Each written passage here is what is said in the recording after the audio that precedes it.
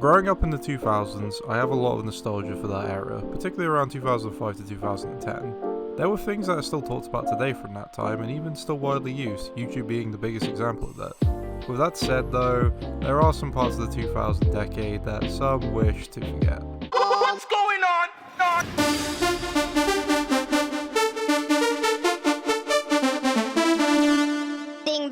Crazy Frog was at one time one of the biggest rising musicians in the world, and for a time was the most talked about thing, especially in the US and Europe. What originally started as a teenager making motorcycle noises turned into a small animation of this bizarre mutant that we know today. Then it was marketed by the infamous Jamba, or Jamster as it's more commonly known, where he spread to most of the known universe as a ringtone, then emerging with singles and albums. Then suddenly out of nowhere, it all just kind of stopped. I wanted to explore the character's history today and see how he rose to global fame, only to kind of crash and disappear over a decade, only to slowly re-emerge and regain some of his lost fame. It's an interesting tale of media fads, controversy, terrible yet catchy music, and over-marketing that I think you'll enjoy. So, sit back whilst I explain Crazy Frog, and his rise, fall, and resurgence. Okay, so let's start off with a little background on the character and those involved with his creation and rise. Back in 1997, Swedish 17-year-old student Daniel Malmedal recorded himself emulating the two-stroke engine noises, which he would then post to various websites. Because of this, he was brought into a television studio to record the audio live, which was then distributed to file-sharing sites websites under the name 2taktar.mp3. The sound was used for various projects over the years, such as for 2 Dang Dang Form and the Insanity Test, which were moderate viral videos back in the early 2000s. Ding ding ding ding ding ding ding ding ding dum dum bum bum bum bum bum bum bum bum bum bum. It wasn't, however, until 7th October 2003 when Swedish animator Erik Wernquist found the sound file and decided to create a 3D animated character over the sound. Dubbed the annoying thing at the time, this became the first instance of the Crazy Frog character, and it got a fair amount of attention at the time, popping up all over the internet and being spread through file sharing sites. Interestingly, Wernquist didn't know who originally to credit for the sound file, and credited it originally as anonymous, until Malmedal got word of this and got into contact with Wernquist,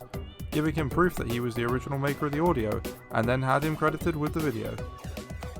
Eventually, word of this creation got the attention of Jamba, who was known as Jamster in the majority of the world, who would then license the right to market the animation, changing the name to Crazy Frog in mid-2004. Wernquist was apparently very displeased with this decision, as in an interview with Headquarters, he states, "If I had known that this was going to be such a big thing, I would have not allowed them to use that stupid name.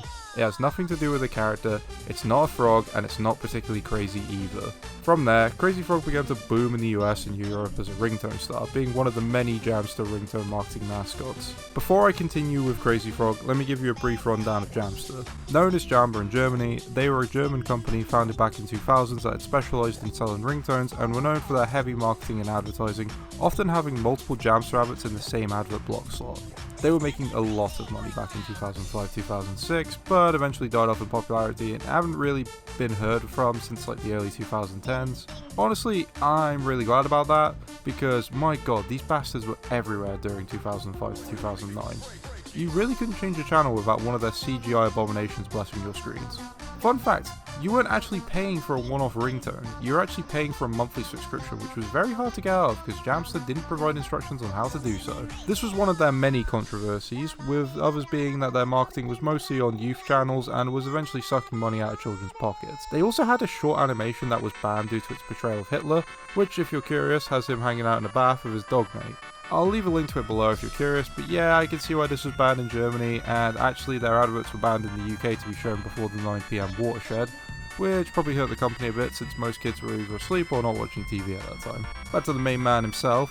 Crazy Frog was actually one of the many characters featured on Jamster, with others such as Anna Blue having decent success and even having her own Facebook and MySpace at the time. Crazy Frog though was clearly the front runner, and Jamster knew it, eventually expanding the character to other formats. One thing I have to mention is that in the early Jamster commercials and back in the Annoying Thing video, Crazy Frog has visible genitals. It was met with complaint and Jamster decided to voluntarily censor them in future broadcasts.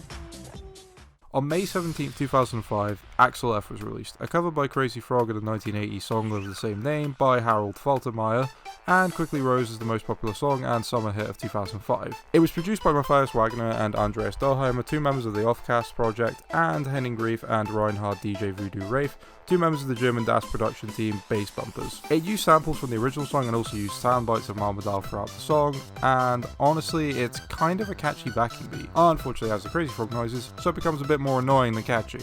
The music video was done by Wernquist, and for the time, it's pretty well done.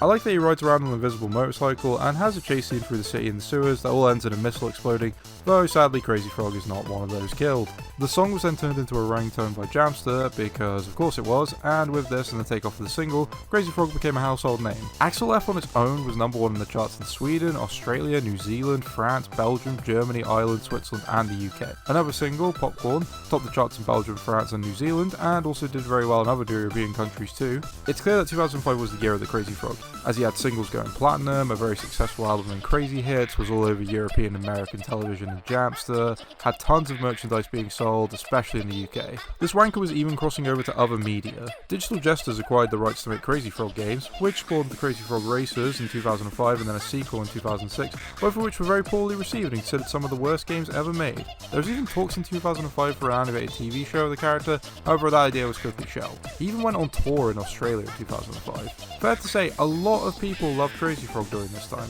However, a lot of people really hated him. I mean, take a look at some of these Urban Dictionary descriptions for Crazy Frog from back then. A ringtone created by Satan's very own spawn, Jamster. Not content with ripping off the sound from something called the Insanity Test, they created a hellish blue frog that for some mysterious reason had a tiny shriveled blue wang, which becomes all the more confusing when you learn that frogs don't actually have wangs. Do not underestimate just how irritating this phenomenon is. If they played this on loop at 120 decibels over the hills of Afghanistan, Bin Laden would come running out of hiding after just 5 minutes, offering total surrender and some free dirt on Saddam to boot. On chavs, however, it has no effect. I would like to feed the Crazy Frog microwave popcorn kernels, nuke it, and watch the fallout land smack bang on Jamster headquarters. Ba-ding ding ding ding splat. An extremely irritating animated frog used to advertise a mobile phone ringtone. Crazy Frog appears at least once within every commercial break on TV, wearing goggles and a helmet and riding an imaginary motorcycle with his cock out. The ringtone sounds like Joe Pasquale imitating an old moped and is extremely popular among chavs. Unfortunately, this plague does not look like it's fading anytime soon, as the Crazy Frog now has a single, Axel F, in the UK charts, and the advert has now invaded terrestrial channels.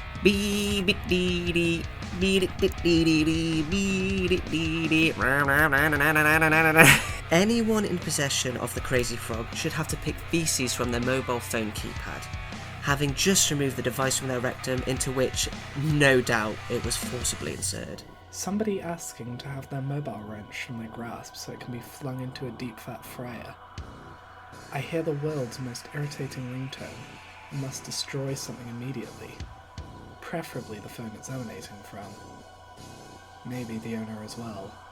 Why won't that motherfucker just die? Because of this huge amount of oversaturation on the market, the bubble was bound to burst at some point, and it seemed in the waning years of the 2000s, it really did. Whilst his first album, Crazy Hits, did very well, and his second album, More Crazy Hits, did pretty well too, with some high rankings and some charts, the third album, Everybody Dance Now, which was released in 2009, didn't do anywhere near as good as the others. Despite that, 2009 would be the year the Crazy Frog went on hiatus. The reasoning for this is unclear, however I think a number of reasons were behind this. Jamster were under heat for their constant advertising and saturation, and with the UK and other stations in countries like Germany banning and limiting the adverts, maybe they saw it was a losing market. I mean, it didn't mean they couldn't just still advertise the old Crazy Frog and other Jamster ringtones, but maybe they saw no point in making new ones, since essentially it was the same idea repurposed over and over again. Wernquist and the other animators maybe got bored of making the same blue mutant ride around on the invisible bike and decided to just leave the project. Personally, I like to think that the advent of smartphones and their advancement really hurt Crazy Frog. Think about it, by 2009 the iPhone had been around for a couple of years, and with that and similar smartphones advances, you could potentially download whatever you wanted it to use as a ringtone. so giving Jamster money didn't really seem like a good option anymore. Following this, the music videos were released on a YouTube channel where they sat viewed but mostly ignored for quite a few years until a few years ago. Suddenly, the music videos and other Crazy Frog stuff started going viral on YouTube and TikTok and started generating millions of views. Siegfried Soderbergh, the CEO of Cactus and Crazy Frog Entertainment, stated that Axel F was getting 4 million views a day at one point and currently has about 3.9 billion views on YouTube, easily making it into the top 30 of the most popular YouTube videos. I mean, it does make sense. There's always been a place for annoying and trendy videos on the internet. The same year Crazy Frog went on hiatus was the same year that The Annoying Orange started, and that went on to be its own media franchise on its own too. Despite that, it's fair to say that Crazy Frog was really dormant from at least 2012 to 2018 and served as really a memory among those who remembered him and the god-awful adverts. Though with this resurgence of popularity, it was really only time for Crazy Frog to come back from the dead, and on April 22nd, 2020, the creation of the Twitter account and news of a new album, the Crazy Frog was back, and they even released a new single, Tricky, back in 2021, and continues to regularly post to this day. Although, like in the old days, this character can't seem to stay out of controversy. Their official Twitter announced a line of NFTs, and that was met with considerable backlash due to their controversial nature. The other big controversy is a bit more shocking. There was a lot of parodies and jokes about Crazy Frog, and famously there was a virus that depicted Crazy Frog being killed, which I guess showed how much people hated that amphibian asshole. Well, the official Twitter page decided to make his death finally canon when they posted a fucking photo of the bastard hanged from a noose with the caption "Goodbye World." I mean, I'm glad Death finally came to collect his soul after surviving the explosion back in Axel F, but man, this was out of left field, and a bit shocking to see. Not only a suicide, but on the official fucking page. This was quickly met with backlash and removed quickly, and the Twitter released an apology, but it's just weird we live in a timeline where Crazy Frog killed himself and then was retconned not a day later. One other thing, remember how many people were offended about his knob being out back in the day? Well, in the photo you can see his penis again. And this was because this was an edited photo that I dated back to July of 2005, obviously mocking the character and another example of the clear hatred for the character. What I learned from this is that Crazy Frog never really dropped off. Sure, he fell from grace as a music star and wasn't really hitting #1 singles left and right, but he still had an audience to consume his media.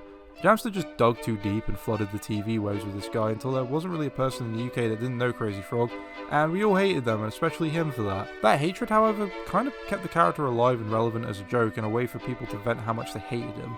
Yeah, he decayed in mainstream popularity in the 2010s considerably, but people around that time will always remember the Crazy Frog, and while most hated him, some true fans came from him and it formed a fan base. In the 2020s, Crazy Frog honestly has probably more fans than he did back in the day, but rather than constantly annoying older people and uninterested populaces, he's travelling through social media sites like Twitter and TikTok. Honestly, we're kind of going through a Crazy Frog renaissance at the moment. It's interesting that what started as a dumb sound effect quickly became a silly viral hit in the early 2000s, then became an infamous advertising campaign and mascot for bad music in the mid-2000s, then became a joke amongst people in the 2010s, to come back to his music roots in the 2020s. Crazy Frog was a part of my childhood growing up, was a part of a lot of people's lives in the UK growing up, and unfortunately might be a part of the new generations too.